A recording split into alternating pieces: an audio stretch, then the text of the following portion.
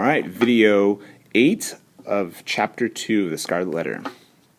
All right, so we're going to start at the top. The scene was not without a mixture of awe, such as must always invest the spectacle of guilt and shame in a fellow creature, before society shall have grown corrupt enough to smile, instead of shuddering at it. The witness of Hester Prynne's disgrace had not yet passed beyond their simplicity. They were stern enough to look upon her death, and that had been the sentence without a murmur at its severity, but had none of the heartlessness of another social state, which would find only a theme for jest in an exhibition like the present. So these people were staring her down as if they were going to look at her own death, right? So you could get that feeling of like they were maybe angry at her, or they saw something in her that just like was weighing them down. Even had there been a disposition to turn the matter into ridicule, it must have been repressed and overpowered by the solemn presence of men no less dignified than the governor, and several of his counselors, a judge, a general, and the ministers of the town, all of whom sat or stood in the balcony of the meeting house, looking down upon the platform. And so basically, everyone's not laughing or making fun of her simply because of the people. The governor and all the counselors are looking upon her. When such personages could constitute a part of the spectacle without risking the majesty of reverence, of rank and office, it was safely to be inferred that the infliction of the legal sentence would have an earnest and effectual meaning. Accordingly, the crowd was somber and gray. The unhappy culprit sustained herself at best a woman might, under the heavy weight of 1,000 unrelenting eyes, all fastened upon her and concentrated at her bosom. It was almost intolerable to be borne.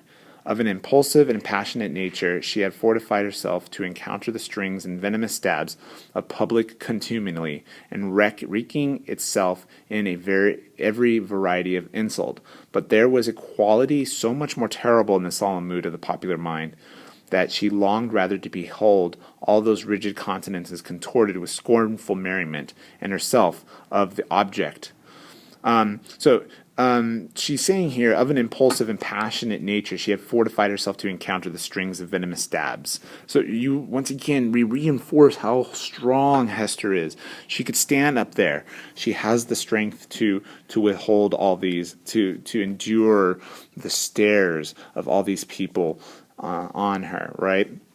But had a roar of laughter burst from the multitude, each man, each woman, each little shrill-voiced child contributing their individual parts, Hester Prynne might have repaid them all with a bitter and disdainful smile. So she even says that, like, now if the crowd was laughing at her, she would laugh back, or she would smile back disdainfully, right? So she's almost just like being, just telling, though she's supposed to be punished and be looked down upon, she's taking it very strongly, right? She can handle it, she can endure it.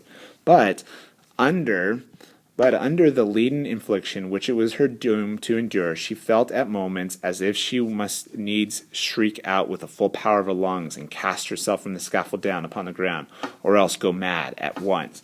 However, even though she's really strong and fortified, she's still on the verge of just losing it, right? As anybody would be, right? She's not a superhuman. Yet there were intervals when the whole scene, in which she was the most conspicuous object, seemed to vanish from her eyes, or at least glimmered indistinctly before them, like a mass of imperfectly shaped and spectral images. Her mind, and especially her memory, were perpetually active, and kept bringing up other scenes than this roughly hewn street of little town on the edge of the western wilderness.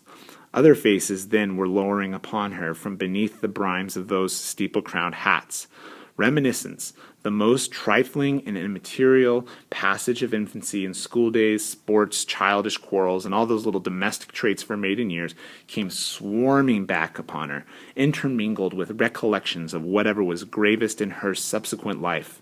One picture precisely as vivid as another, as if all the similar importance, all like a play. Possibly it was an indistinct device of her spirit to relive itself by the exhibition of these phantasmagoric forms from the cruel weight and the hardness of reality. So what Hester does to compensate for the amount of pain that is before her when she's standing on the scaffold, she reminiscing to think about the past, to reflect about the past, and as she does that, and that's what keeps her going through the difficult things in life. That's a little bit like Holden, right? He reflects on his innocence to get him through this crazy life, right? And he wants to hold on to his innocence. Just like Hester Prynne is, relying on her innocence to get her through this difficult situation. This ends section video 8, actually, video 8. One last video to go. You're almost there.